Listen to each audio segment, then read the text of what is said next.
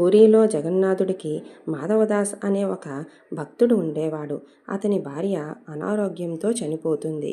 అప్పటి నుంచి స్వామి సేవలోనే ఉండి స్వామికి ప్రతిరోజు నైవేద్యాలను సమర్పిస్తూ పూజ చేస్తూ 24 గంటలు స్వామి సేవలోనే గడుపుతూ ఉండేవాడు మాధవదాసు. ఆయన ఒక పూటే తిని స్వామికి 3 పూటలు నైవేద్యాలను సమర్పిస్తూ ఉండేవాడు. ఒకరోజు స్వామి చాలా సంతోషించి మాధవదాసు నిద్రలో ఉండగా పెట్టిన నైవేద్యాలను స్వీకరిస్తూ ఉంటాడు. అలా ఎన్నోసార్లు తింటూ ఉండగా మాధవదాసు ప్రత్యక్షంగా చూస్తూ ఉండేవాడు. ఇలా ప్రతినిత్యము నైవేద్యాలను తినటానికి మాధవదాసు ఇంటికి వస్తూ ఉండేవాడు. ఇలా ఉండగా ఒకరోజు మాధవదాసు ఆరోగ్యము క్షీణిస్తుంది. నోరు ఎండిపోయి చాలా క్షీణంగా కనిపిస్తూ ఉంటాడు.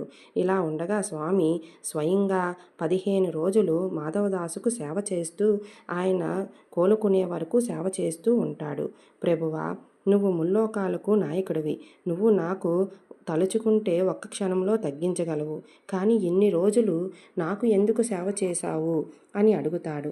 మాధవ, నువ్వు ఈ జన్మలో అనుభవించకపోతే మరలా తరువాత జన్మలో అనుభవించాలి. నా భక్తుడు బాధపడటం నేను చూడలేను. కర్మ అనుభవించక తప్పదు. ఇంకా నీకు 15 రోజుల సమయం ఉంది. కానీ మిగిలిన దాన్ని నాపై వేసుకుంటాను. అందుకనే స్వామి ఇప్పటికీ 15 రోజులు స్వామికి జ్వరం వస్తుంది.